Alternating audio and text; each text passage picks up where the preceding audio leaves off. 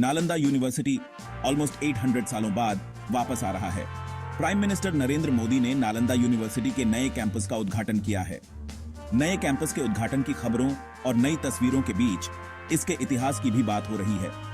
दरअसल दुनिया का पहला रेजिडेंशियल यूनिवर्सिटी नालंदा अपने साथ इतना पुराना इतिहास रखता है जिस पर कई किताबें लिखी जा चुकी हैं।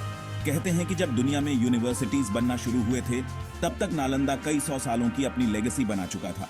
तो नए कैंपस के उद्घाटन के मौके पर आज आपको बताते हैं नालंदा की कहानी, जिसमें पता चलेगा कि यूनिवर्सिटी का क्या इतिहास है, यहाँ से किन महान लोगों ने पढ़ाई की है और किस तरह की पढ़ाई के लिए नालंदा जाना जाता था।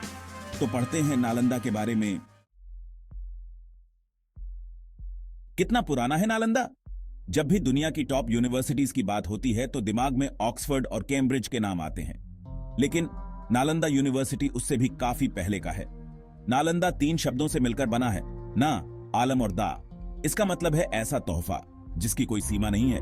इसे 5वीं सदी में गुप्त काल में बनाया गया था और 7वीं शताब्दी तक यह महान यूनिवर्सिटी बन चुकी थी। 19वीं सदी में चला पता। वहीं मॉडर्न वर्ल्ड को इसके बारे में 19वीं शताब्दी के दौरान पता चला था।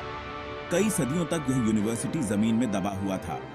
1812 में बिहार में लोकल लोगों को बौद्ध मूर्तियां मिली थीं, जिसके बाद कई विदेशी इतिहासकारों ने इस पर स्टडी की। इसके बाद इसके बारे में पता चला। कौन कौन पढ़ने आते थे? नालंदा यूनिवर्सिटी इस वजह से खास था क्योंकि समय समय पर यहां महान शिक्षकों ने पढ़ाई करवाई थी। इन महान शिक्षकों में नागार्जुन, बुद्धपालिता, शांतरक्षिता और आर्यदेव का नाम शामिल है।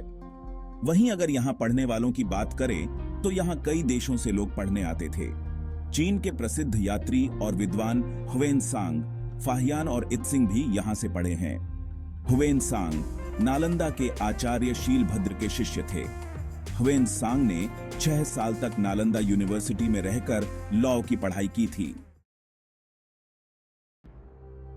कितना विशाल था कैंपस?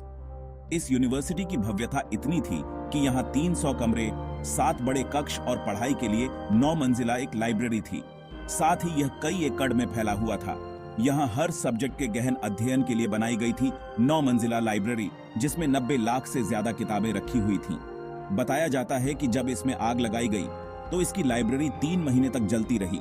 इससे आप अंदाजा लगा सकते हैं कि उसमें कितनी किताबें रही होंगी। इस यूनिवर्सिटी की कहानी बताती है कि भारत का ज्ञान सदियों से दुनिया को रोशन कर रहा है। इसके अलावा कुछ रिकॉर्ड्स अल्चीनू की ओर से पहले हमला होने की बात कहते हैं। क्या क्या पढ़ाया जाता था? इस यूनिवर्सिटी को ज्ञान का भंडार माना जाता रहा है।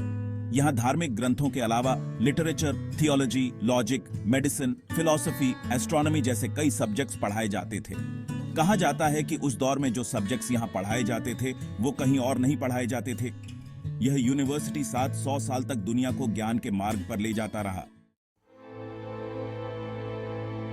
क्या है विध्वंस की कहानी?